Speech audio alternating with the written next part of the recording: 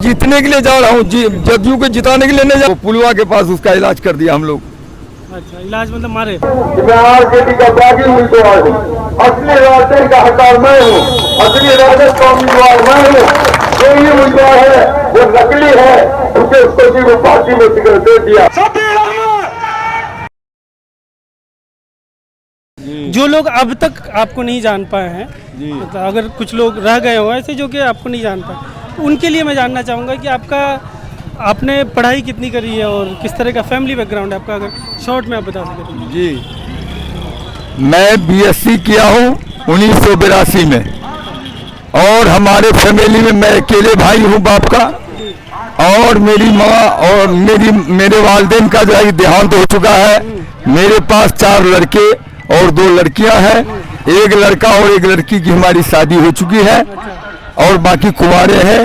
एक लड़का मेरा एमटेक इंजीनियर किए हुए है, दूसरा लड़का जो तीसरा वाली जो लड़का है वो एमए सेकेंड ईयर में पटना में पढ़ रहा है, एन कॉलेज में, और उससे जो छोटा है वो मैट्रिकुलेशन का एग्जाम दिया है सीबीएसई कोर्स से। जी ठीक है, तो आपके घर में राजनीति का माहौल क्या शुरू से था, या आप अकेले ऐसे हैं जो राजनीति की तरफ आए? नहीं, मेरे घर में कोई राजनीतिक नहीं था, क्योंकि तस्लीमुद्दीन हमारे जो है फूफाजाद भाई थे और उनके संगति में जो है कि हम रहे और वहीं से हम राजनीतिक सीखे।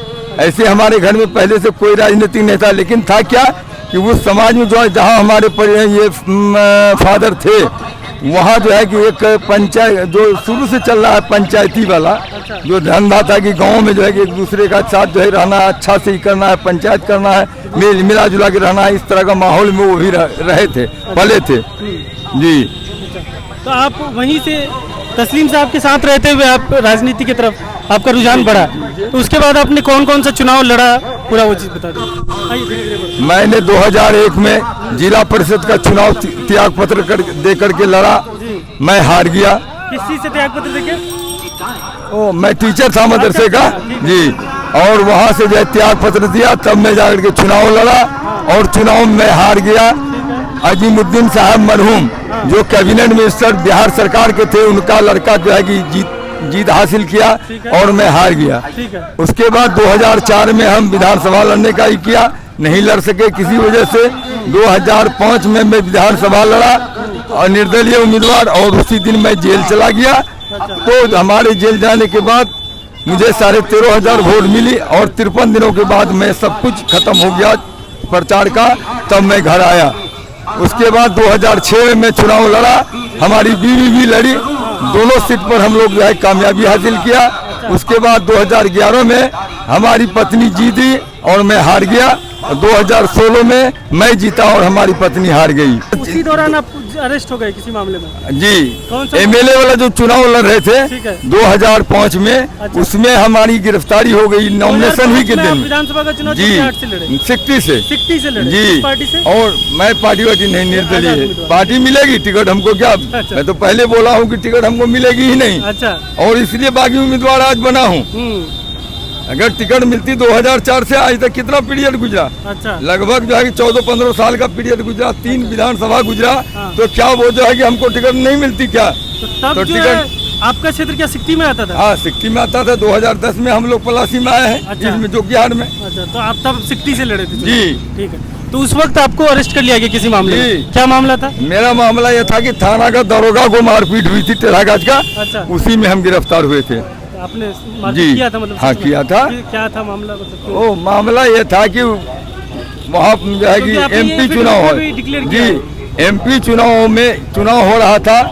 मेरा जिस दिन पोल था एमपी चुनाव का, मैं टेढ़ागाज में था, और जब मैं गया तो एक दरवाजे पर मोटरसाइकिल लगा करके चला गया बूथ के तरफ। मेरा मोटरसाइकिल जबरदस्ती वो दरोगा उठा के लेके चला गया। शाम में जब पूछने के लिए गया तो बोला कि वो जोगिहार से आए हो दादागिरी करने के लिए। अच्छा। अटर पटर बका।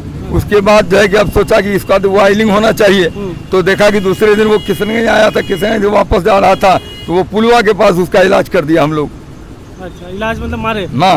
अच्छा, मारने को इलाज करना बोलते हैं? हाँ, और क्या, तो इलाज ही बोलते हैं। टिकट कोई माना नहीं रखता है, जनता जिसको चाहे वोट देके जिता दे। अच्छा, जीतने के बाद आपकी क्या क्या प्रायोरिटीज है, प्राथमिकता है? हमारी प्राथमिकता ये होगी कि ये क्षेत्र जो है कि बाढ़ प्रभावित क्षेत्र है, ठीक है। बाढ़ पर नियंत्रण हो, शिक्षा बढ़िया नहीं हो रहा है, शिक्षा बढ़िया हो, फोकस होगा, और जो है कि आपका स्वास्थ्य का भी पोजीशन अच्छा नहीं है, वो होगा। प्लस लोग जो परेशान होते हैं आरटीपीएस और जो है प्रखंड में जाकर, अंचल में जाकर के, हम लोग चाहेंगे कि वो कम से कम जो है कि उसको जो है परेशानी होना पड़े, जल्दी काम हो जाए, सुविधा मिले उनको और सरकार उसकी व्यवस्था करे। इस तरह की बात हमारे इसमें है। अच्छा, आप ये बात मेरे से पहले भी कह चुके, फिर भी मैं एक बार कंफर्म करना चाह रहा हूँ, जीतने के बाद क्या आप कोई पार्टी ज्वाइन करेंगे? मैं अभी कोई पार्टी ज्वाइनिंग नहीं करूंगा। जीतने के बाद आप अभी कोई पार्टी ज्वाइनिंग नहीं करूंगा, इसलिए नहीं करूंगा कि सारे हिंदू मुसलमान सब हमको वोट दे रहे हैं, हम किसी का आहत नहीं करना चाहते हैं। हम अभी जो है हम रहेंगे, फिर आप अगर उस तरह का ये होगा फिर लोगों से विचार लिया जाएगा, फिर कुछ किया जाएगा। हिंदू मुसलमान वो साथ दे रहे हैं, उससे पार्टी ज्वाइन करने से क्या मतलब है? नहीं, मतलब ये है कि हमको जो लोग सपोर्ट कर रहे हैं वो बहुत लोग ये समझ के कर रहे हैं कि ये राजद में थे, इनके साथ नाइंसाफी हुई है, इसलिए लोग दे रहे हैं। वैसे लोग भी दे रहे हैं जो बीजेपी के लोग हैं, और उनको हमसे प्यार है, मोहब्बत है, संपर्क है, इसलिए वो दे रहे हैं। तो हम किसी को ठेस लगाना नहीं चाहते हैं, आप कहीं अभी नहीं जाना चाह रहे हैं। हम ये चाह रहे हैं कि पहले जीते, मैं जीतने के बाद जो काम समस्या है लोगों का मैं उसको देखूं, उसका पार्टी तो होता रहेगा। अगले चुनाव तक किसी पार्टी में जाएंगे? अभी ये बात नहीं कहा जा सकता। ये पार्टी के लोग आते हैं, बड़े बड़े सभा करते हैं और अपने को यह कहते हैं वो लोग तो वोट का धुआं है, 2-4-5 हजार वोट का देगा। ये उसको अंदाजा नहीं है कि 2-4-5 हजार।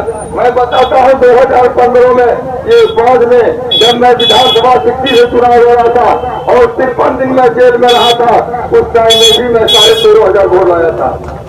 और इस वक्त मैं आप लोगों का दुआ मेरे साथ है, आशीर्वाद मेरे साथ है। मैं आप लोगों से कह रहा हूँ इंशाअल्लाह मैं जीतूंगा। ये चुनाव दो जो बड़ी पार्टी है आरजेडी और जदयू, और आपका हमेशा से आरजेडी का साथ रहा है, आरजेडी के साथ आप रहे हैं, तो मुझे ये लगता है आइडियोलॉजिकली भी आप आरजेडी के साथ होंगे। तो अगर देश में जिस तरह का माहौल चल रहा है तो ये एक बहुत बड़ा चुनाव माना जा रहा है कि ये क्रूशियल चुनाव माना जा रहा है कि इससे काफ़ी कुछ डिसाइड होगा आगे का माहौल।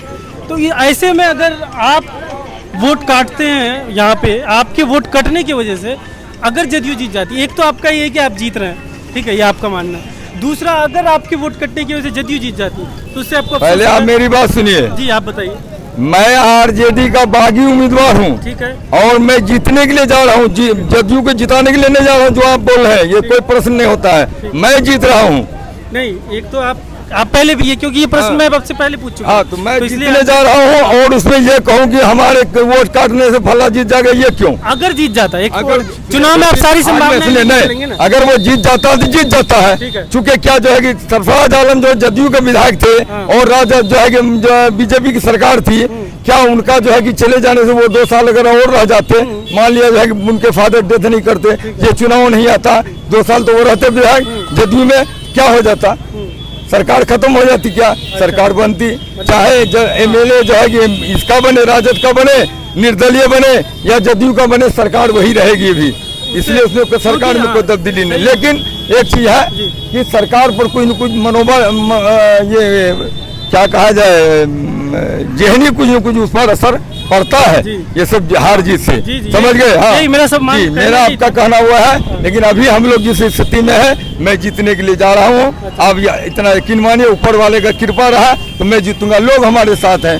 समझ गए? बहुत अच्छा पॉइंट रखा है कि पहले भी जदयू से ही का विधायक था, तो फिर बन जाता है तो क्या दिक्कत है? कोई दिक्कत अगर बन जाता, लेकिन वैसा मेरा कहीं उस तरह का नहीं, मैं बनूंगा विधायक। ठीक है जी। आपका क्या है अनुमान, क्या है, मतलब अनुमान मेरा ये है कि मैं जीतूंगा। लोग कितने वोट से, क्या अनुमान? अब वोट के बारे में तो मैंने आइडिया लगा, अरे 2 ही वोट से सही, अच्छा। 2 ही हजार वोट से सही, लेकिन मैं जीतूंगा, ऐसा मुझे उम्मीद है। ये नेता लोग जो आते हैं अपने भाषण में इधर उधर काम तो कुछ नहीं है, लेकिन भाषण में बहुत कुछ है। भाषण दे करके प्रलोभन दे के लोगों को जो खुश कर देता है और लोग खुश होकर के चले जाते हैं। मैं एक चीज बता रहा हूँ, मैं पहले ही कहा हूँ कि मैं आरजेडी का बागी उम्मीदवार हूँ। असली राजद का हकदार मैं हूँ, असली राजद का उम्मीदवार मैं हूँ। जो ये उम्मीदवार है वो नकली है, क्योंकि उसको जी वो पार्टी में टिकट दे दिया, समझ गए।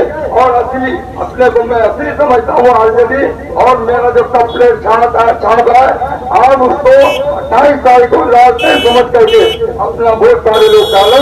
मैं जो है कि मैं असली आरजेडी हूँ।